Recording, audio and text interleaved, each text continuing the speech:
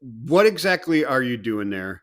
And what is atma.io? And I mean, and as you corrected me, the dot is actually silent, right? So it's Exactly. atma.io. So, okay, what are you doing there digitally? Or do you just like speak in really intelligent words and sentences and nobody's really sure? And you're in this office and people go, digital, it's atma. I don't know. Maybe yeah, it's a great question, Mike.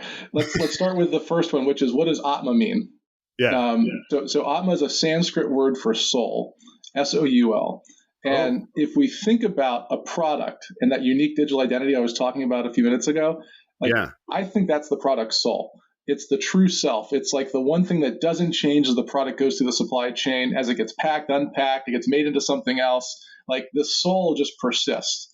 If you recycle it and give it a second life, the soul persists. If it's in maybe a different form, it goes from being a Coca-Cola bottle to then being another thing made with those plastic materials, right? And so the idea, though, is that you kind of create the soul of the product at its birth, manage the soul and all the data that gets attached to it through its life cycle, and then back around again and back around again. And so with that just philosophy in mind, Atmaio is a connected product cloud. So that is essentially a data platform to create, manage, and assign those unique identities, those souls, to products, individual items, and then manage all of the data and the metadata that gets generated as that product moves to the supply chain. So Wow.